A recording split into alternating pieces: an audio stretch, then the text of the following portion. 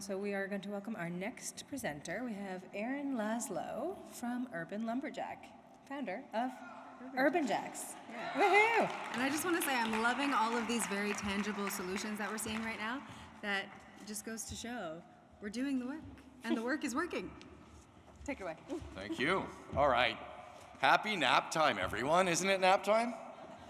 All right. So let's have a little bit of fun. Let's enjoy these next few minutes, and then they can follow me after. It says here 5 minutes, 55 seconds. Those of you that have met me or heard me present know it always goes long. So today we're going to get into a bit of a Q&A after we do a little scripted video, because otherwise I go off script. So Tina, if you're ready, I'm ready. Can you guys stand up a little bit? Let's wake up. Let's go. Come on. Stretch. Arms up. The company was started in June of 2021 with a mission to divert materials from entering landfill. And you get what you measure. So we began by measuring the components of landfill around North America, and we found that construction, deconstruction, and demolition was a significant part of that landfill. Secondary life for lumber makes sense. It makes business sense, it makes ecological sense, and it's lumber. And to say that the reuse and the recycling and upcycling of material not only makes sense for the environment, but makes sense for an economy as well. So you keep doing what you're doing, but instead of throwing everything in one bin, just take the lumber into the bin that's gonna show up on our side. You can leave your staples in, you can leave your nails in, your screws in, we're gonna take care of it. We take the best bits out of it, we put the best bits together, and we create an even better thing than the original.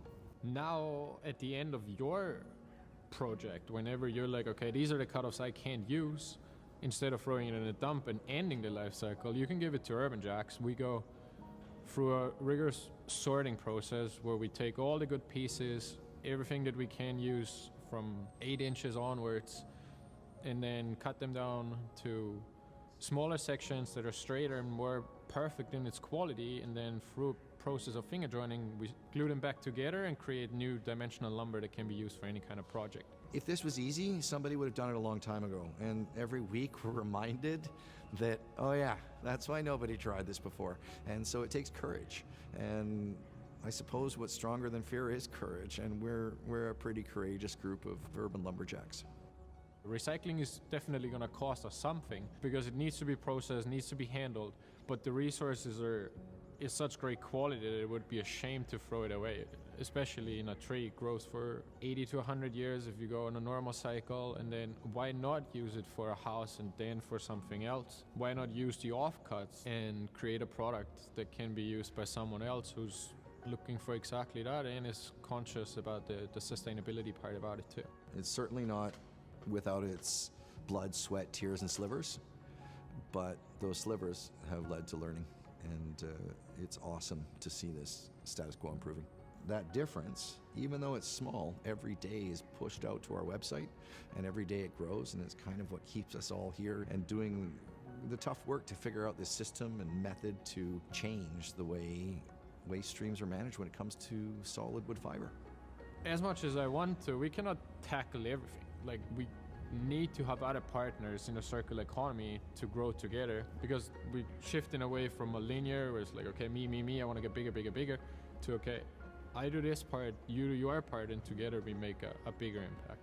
Now is the time when people start looking around globally and realizing that you can't just stand alone, you stand with everybody else, and recycling lumber for us is a part of that conversation.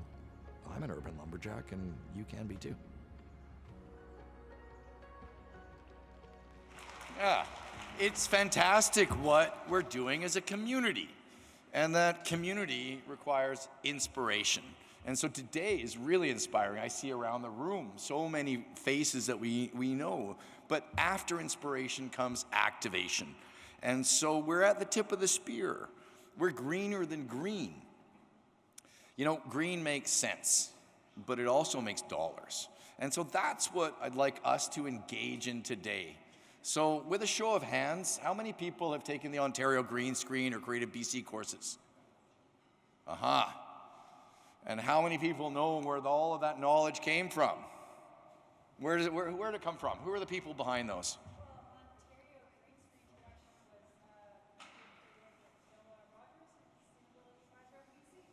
There you go. You know names behind it. I know Zena right there. I know Sam. Where's Andrew? Huh? Tallest guy in the room always. There's Andrew. But we know each other, and now we have to go beyond.